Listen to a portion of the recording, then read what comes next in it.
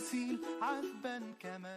Assalamualaikum warahmatullahi wabarakatuh. Perkenalkan, nama saya Nur Anissa Fitriani, program studi Jurnalistik Islam semester 2. Nah, video kali ini saya akan menjelaskan sedikit atau salah satu materi yang telah diajarkan di pendidikan anti korupsi.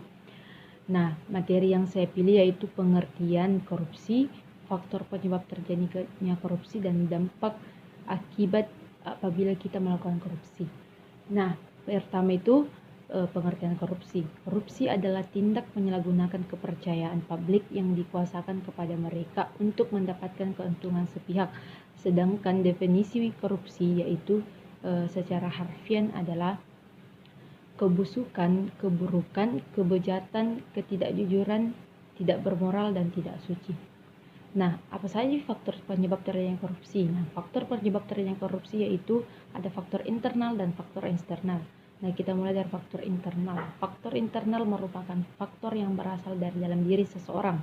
Yang pertama itu karena ada sikap tamak atau rakus yang ingin memperkaya diri, tapi memakai uang haram. Dan yang kedua itu moral yang kurang kuat. Orang yang moralnya kurang kuat mudah tergoda untuk melakukan tindak korupsi. Nah, yang kelima itu gaya hidup yang tidak konsumtif. Nah, faktor eksternalnya itu faktor eksternal merupakan faktor yang berasal dari luar seseorang. Yang pertama itu mungkin dari hukum. Nah, sistem hukum di Indonesia itu memberantas korupsi masih sangat lemah. Dan yang kedua, politik. Politik di Indonesia memonopoli kekuasaan merupakan sumber korupsi karena tidak adanya kontrol lembaga yang mewakili kepentingan masyarakat. Faktor yang sangat dekat dengan terjadinya korupsi adalah budaya penyalahgunaan wewenang yang berlebih. Dalam hal ini terjadinya KKN, korupsi, kolusi, dan nepotisme.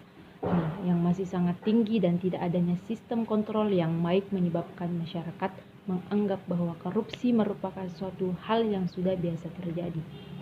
Dan yang ketiga, lingkungan sosial juga dapat mempengaruhi seseorang untuk melakukan korupsi.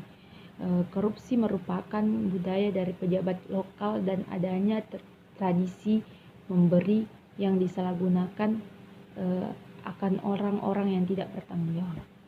Tindakan korupsi memang merupakan tindakan yang sangat merugikan negara.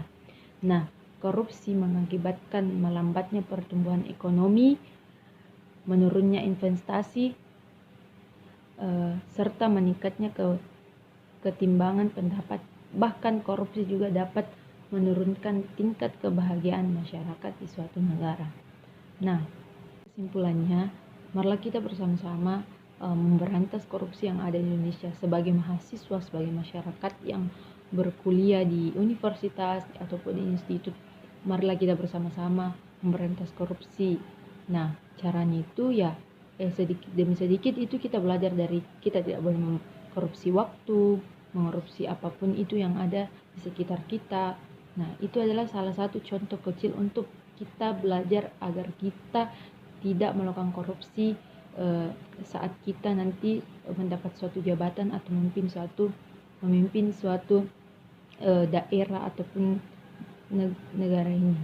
Jadi cukup sekian yang sempat saya sampaikan, lebih dan kurangnya mohon dimaafkan. Minallahi musta'an wa la tiklan. Wassalamualaikum warahmatullahi wabarakatuh.